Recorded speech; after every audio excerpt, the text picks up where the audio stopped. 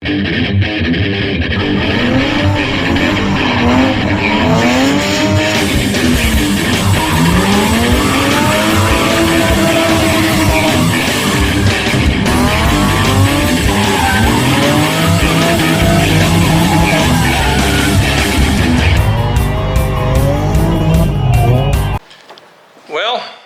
finally figured out what was wrong with the G35.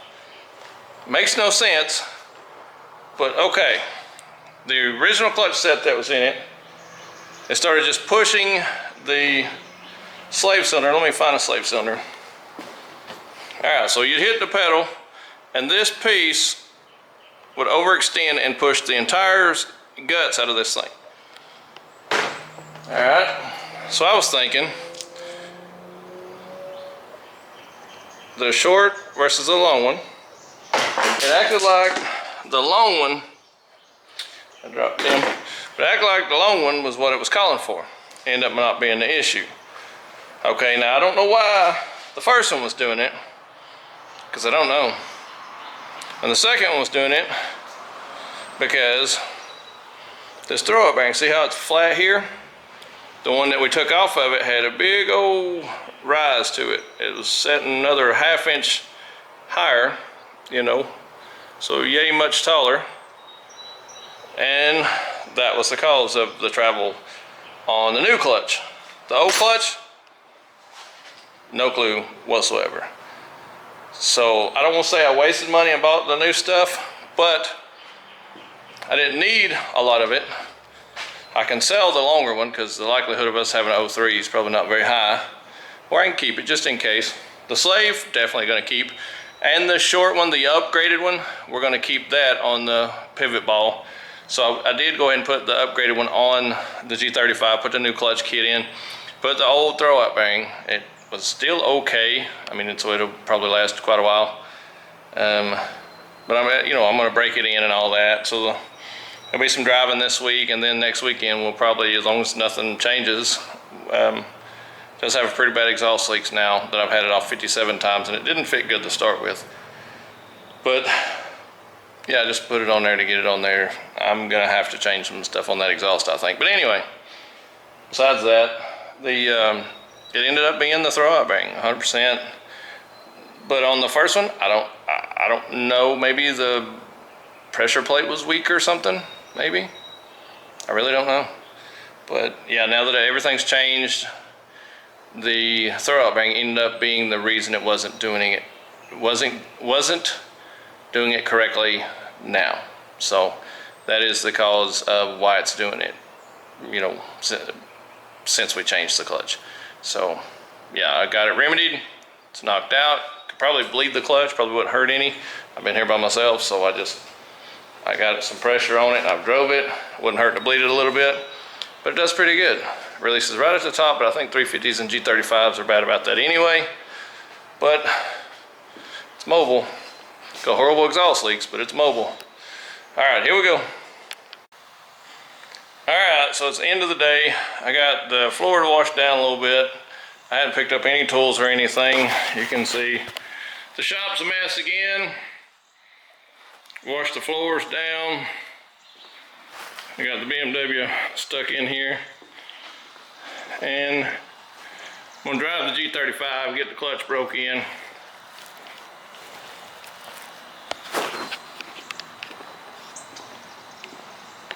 So, yeah. First time I've had an open bay in a long time. So what I'm gonna try to do is I need to get a game plan together. And, well, I know what's gotta happen. My son's IS300, we gotta get it in here and get the handbrake done. I was jumping the gun. I still got one more project to finish as far as the drift cars. And then I need to finish the Subaru motor and stab it in the Subaru and try to get it finished. And I got 2 more rentals to work on. I had another one that's gonna come empty at the end of the month. So, never stops. All right, here we go.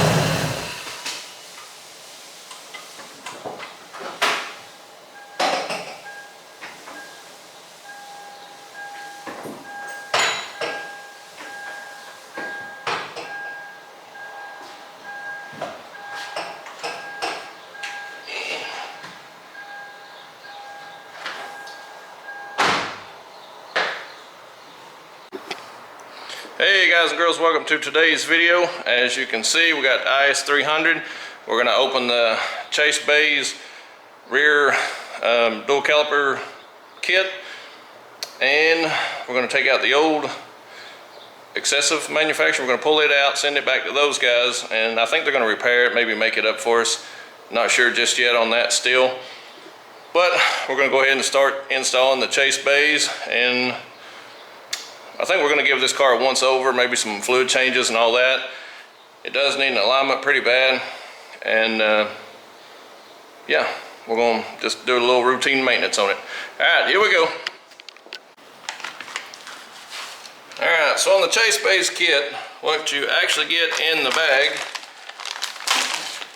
just so we can lay it out here and you can see what is actually in these kits.